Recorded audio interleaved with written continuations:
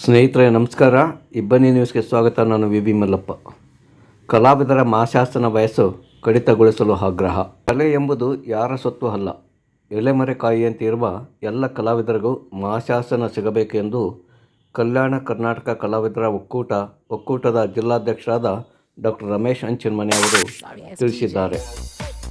ಅವರು ಹತ್ಮಳ್ಳಿ ತಾಲೂಕಿನ ಸಾಸಿವೆಹಳ್ಳಿಯಲ್ಲಿ ಕಲ್ಯಾಣ ಕರ್ನಾಟಕ ಕಲಾವಿದರ ಒಕ್ಕೂಟದ ಸಭೆಯನ್ನು ಉದ್ದೇಶಿಸಿ ಮಾತನಾಡಿದರು. ಗ್ರಾಮೀಣ ಮಟ್ಟದ ಬಡ ಕಲಾವಿದರು ಮಾಸಾಸನ ಪಡೆಯಬೇಕು ಹಾಗೂ ನೈಜ ಕಲಾವಿದರನ್ನು ಗುರುತಿಸಿ ಅವರಿಗೆ ವೇದಿಕೆ ಕಲ್ಪಿಸಬೇಕೆಂದು ಗುಡಿಹಳ್ಳಿ ಹಾಲೇಶ್ ಈ ಸಂದರ್ಭದಲ್ಲಿ ತಿಳಿಸಿದರು. ಕಲಾವಿದರ ಕುಂದುಕೊರತೆಗಳನ್ನು ನಾವೆಲ್ಲರೂ ಒಂದಾಗಿ ಒಗ್ಗಟ್ಟಾಗಿ ಹೋರಾಟ ಮಾಡಿದಾಗ ಮಾತ್ರ ನಮ್ಮ ಕಲೆಯನ್ನು ಉಳಿಸಲು ಸಾಧ್ಯವಾಗುವುದು. ಕಲೆ ಸಾಹಿತ್ಯಕ್ಕೆ ನಿರಂತರವಾಗಿ ನಾವು ನಿಮ್ಮೊಂದಿಗೆ ಇದ್ದೇವೆ ಎಂದು ತಾಲೂಕು ಅಧ್ಯಕ್ಷರಾದ ಭೀಮಪ್ಪ ಅವರು ತಿಳಿಸಿದರು.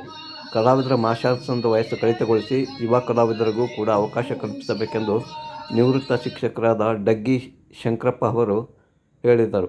ಕಲಾವಿದರಿಗೆ ಸರ್ಕಾರದಿಂದ ದೊರೆಯುವ ಸೌಲಭ್ಯಗಳನ್ನು ಸೂಕ್ತ ರೀತಿಯಲ್ಲಿ ಬಳಸಿಕೊಂಡು ಕಲೆಯನ್ನು ಬೆಳೆಸಿಕೊಂಡು ಹೋಗಬೇಕೆಂದು ಸಂಕಳ್ಳಿ ಶಿವಣ್ಣ ಅವರು ತಿಳಿಸಿದರು.